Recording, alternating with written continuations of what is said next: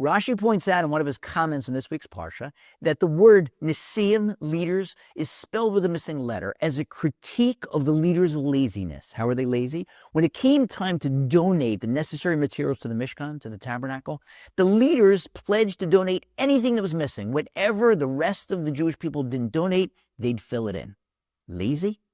Can you imagine if a shul or yeshiva nowadays was doing a building campaign and someone stepped up and said, do your campaign, and whatever's missing at the end, I will fill in the difference. That person's not going to be called lazy. That person's going to be called a hero, a visionary, a founder. Their name's going to be on that building. So why were the leaders called lazy?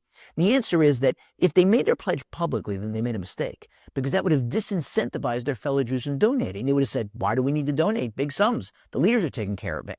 More likely, they did it privately. They whispered to Moshe, whatever's left at the end, we'll pay. So what's wrong with that?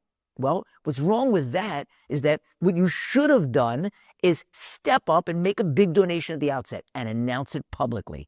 Now you'll motivate others. Hey, the leaders stepped up. We should do the same thing. And in addition to your public pledge, privately whisper to Moshe, we'll cover the rest. Now you've covered everything.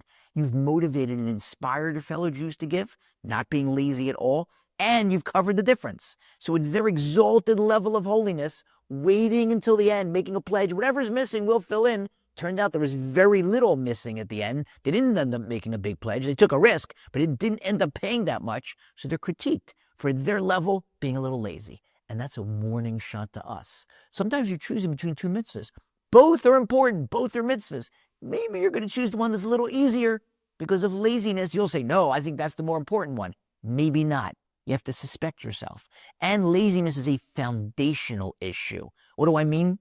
Over and over again in our daily prayers, we reference Yetzias Mitzrayim, the Exodus, because that's when we became a nation. But think about it. When we were freed from slavery in Egypt, we just exchanged masters. Now, of course, we went from a brutal, horrific dictator, Pharaoh, to a benevolent, loving God. But the reason we were freed from Pharaoh was in order to serve God.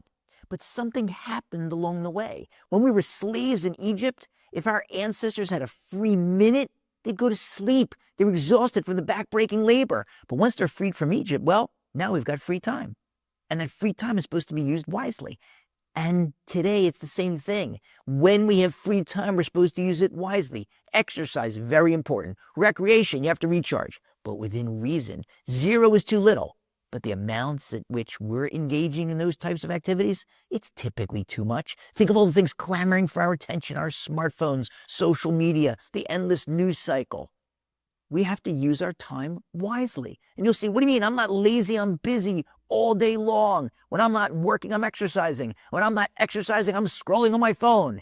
Yeah, gotcha. That's a problem. We're all spending too much time on things that are not important. We're supposed to grab that free time, capture it, and use it to study Torah, to do mitzvahs, to serve God. Wasting it is laziness, and that's a big problem.